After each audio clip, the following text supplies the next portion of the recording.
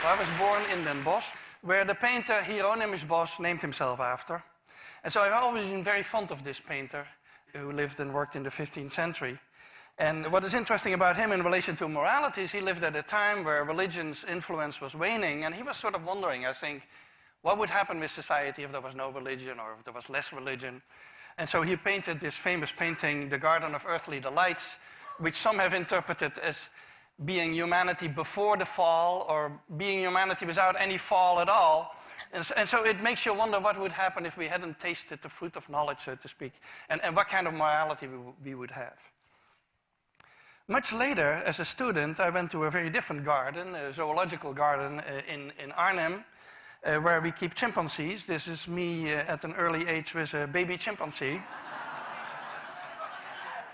And I discovered there that chimpanzees are very power hungry and wrote a book about it. And at that time, the focus in a lot of animal research was on aggression and competition. And actually, the whole picture of the animal kingdom, and humanity included, was that deep down we are competitors, we are aggressive, we are all out for our own profit, basically. This is the launch of my book. I'm not sure how well the chimpanzees read it, but they surely seemed interested in the book. Now, in the process of doing all this work on power and dominance and aggression and so on, I discovered that chimpanzees reconcile after fights. And so what you see here is two males who have had a fight. They ended up in a tree, and one of them holds out a hand to the other. And about a second after I took the picture, they came together in the fork of the tree, and they kissed and embraced each other. Now, this is very interesting because at the time, everything was about competition and aggression, and so it wouldn't make any sense. The only thing that matters is that you win or that you lose. But why would you reconcile after a fight? That doesn't make any sense. This is the way bonobos do it. Bonobos do everything with sex, and so they also reconcile with sex. But the principle is exactly the same. The principle is that you have a valuable relationship that is damaged by conflict, so you need to do something about it. And so my whole picture of the animal kingdom, and including humans also, started to change at that time. So we have this image in political science, economics, the humanities, philosophy for that matter, that man is a wolf to man. And so deep down our nature is actually nasty. I think it's a very unfair image for the wolf. The wolf is after all a very cooperative animal. And that's why many of you have a dog at home, which has all these characteristics also. And it's very unfair to humanity, because humanity is actually much more cooperative and empathic than they're given credit for. And so I started getting interested in those issues and studying that in other animals. So these are the pillars of morality.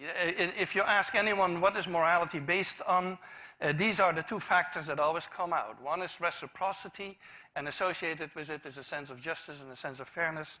And the other one is empathy and compassion. And human morality is more than this. But if you would remove these two pillars, there would be not much remaining, I think. And so they're absolutely essential. So let me give you a few examples here. This is a very old video from the Turkish Primate Center where they trained chimpanzees to cooperate. So this is already about 100 years ago that we were doing experiments on cooperation. And what you have here is two young chimpanzees who have a box, and the box is too heavy for one chimp to pull in. And of course there's food on the box, otherwise they wouldn't be pulling so hard. And so they're bringing in the box. And you can see that they're synchronized.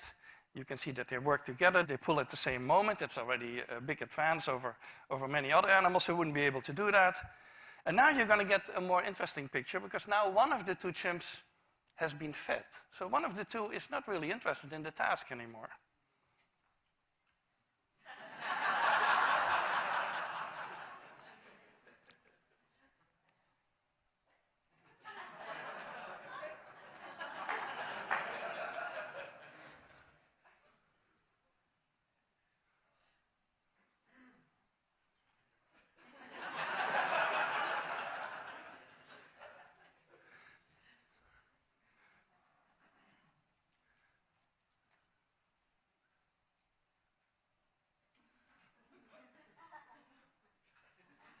Now look at what happens at the very end of this.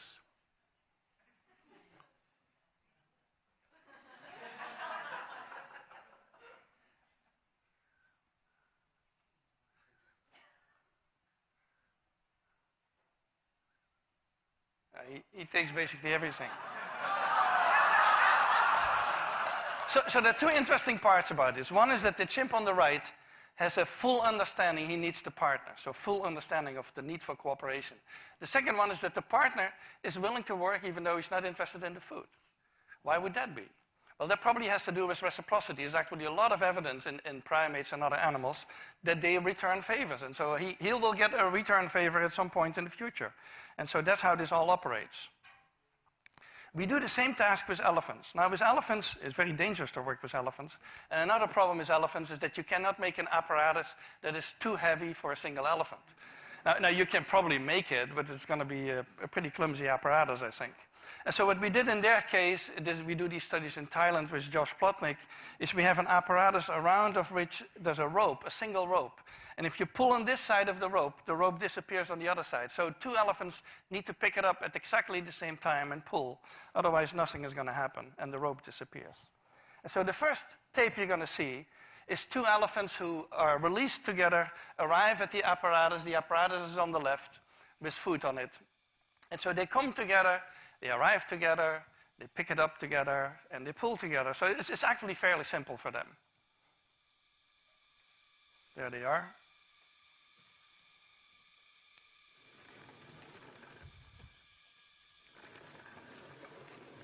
And so that's how they bring it in.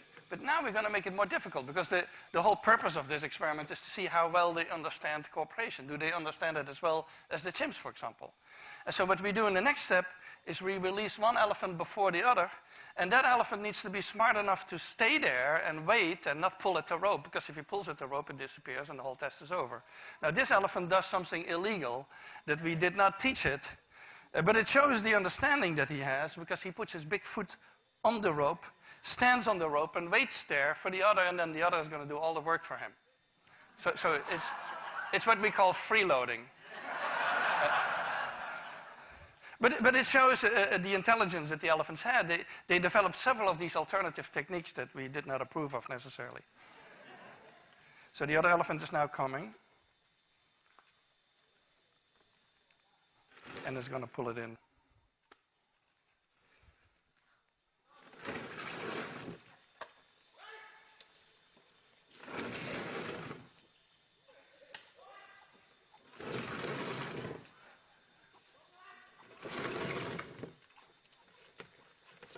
Now look at the other. The other doesn't forget to eat, of course. This was the cooperation reciprocity part. Now something on empathy. Empathy is my main topic at the moment of research. And empathy has sort of two qualities. One is the understanding part of it. This is just a regular definition, the ability to understand and share the feelings of another. And the emotional part. And so empathy has basically two channels. One is the body channel. If you talk with a sad person, you're going to adopt a sad expression and a sad posture, and before you know it, you feel sad. And that's sort of the body channel of emotional empathy, which many animals have. Your average dog has that also. That's actually why people keep mammals in the home and not turtles or snakes or something like that, who don't have that kind of empathy. And then there's a cognitive channel, which is more that you can take the perspective of somebody else. And that's more limited. There's few animals. I think elephants and apes can do that kind of thing, but there are very few animals who can do that. So synchronization, which is part of that whole empathy mechanism, is a very old one in the animal kingdom. And in humans, of course, we can study that with yawn contagion. Humans yawn when others yawn, and it's related to empathy. It activates the same areas in the brain. Also, we know that people who have a lot of yawn contagion are highly empathic. People who have problems with empathy, such as autistic children, they don't have yawn contagion. So it is connected. And we study that in our chimpanzees by presenting them with an animated head. So that's what you see on the upper left, an animated head that yawns. And there's a chimpanzee watching, an actual real chimpanzee watching a computer screen on which we play these animations.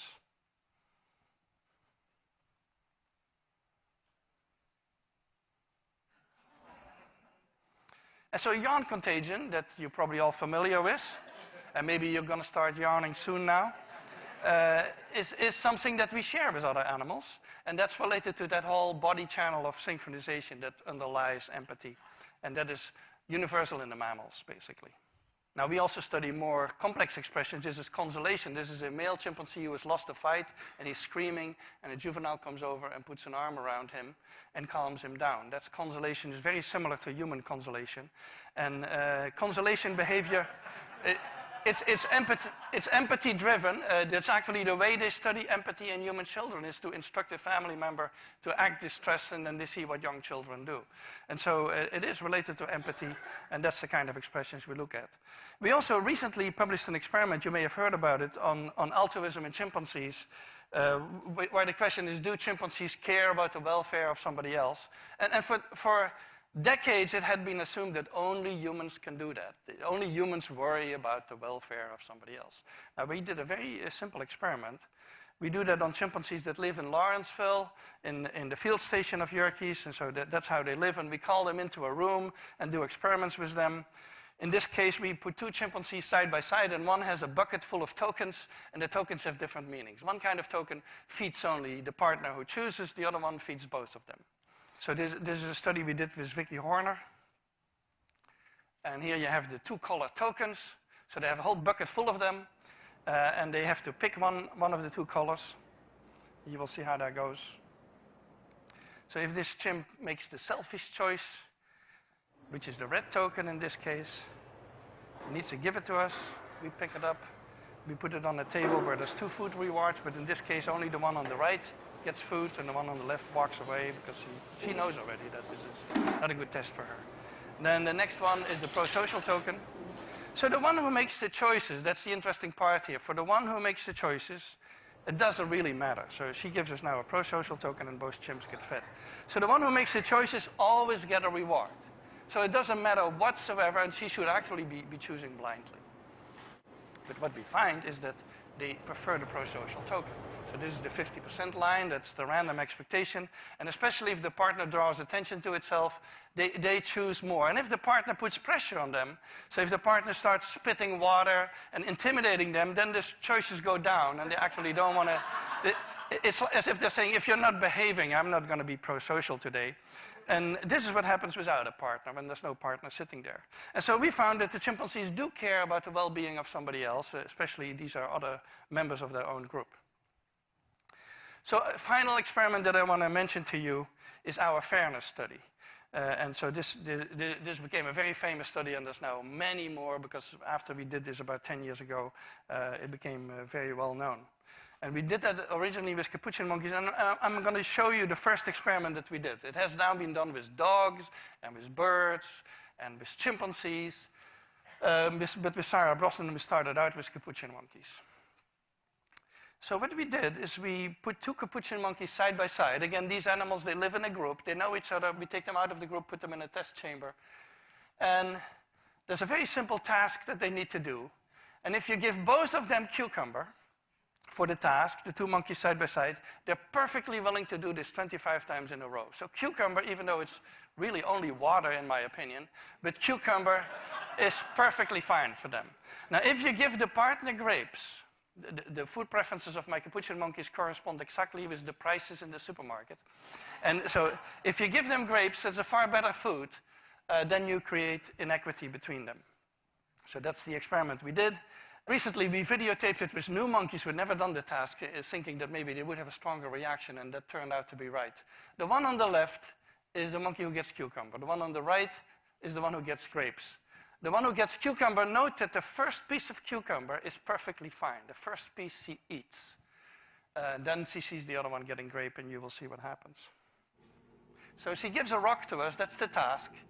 And we give her a piece of cucumber, and she eats it. The other one needs to give a rock to us. And that's what she does. And she gets a grape. And she eats it. The other one sees that. She gives a rock to us now, gets again cucumber.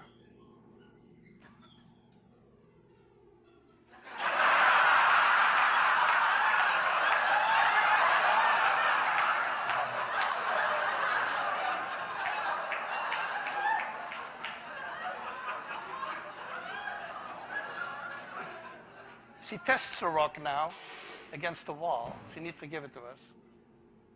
And she gets cucumber again.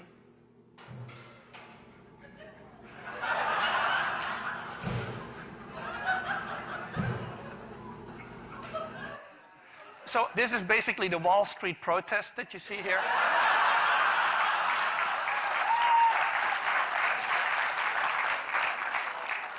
let me tell you, I still have 2 minutes left. Let me tell you a funny story about this. This study became very famous, and we got a lot of comments, especially anthropologists, economists, philosophers. They didn't like this at all because they had decided in their mind, I believe, that fairness is a very complex issue and that animals cannot have it. And so one philosopher even wrote us that it was impossible that monkeys had a sense of fairness because fairness was invented during the French Revolution.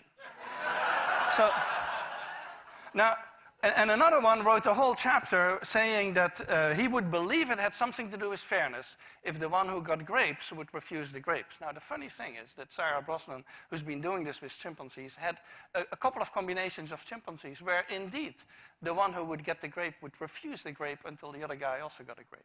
So we're getting very close to the human sense of fairness, and I think philosophers need to rethink their philosophy for a while. So let me summarize.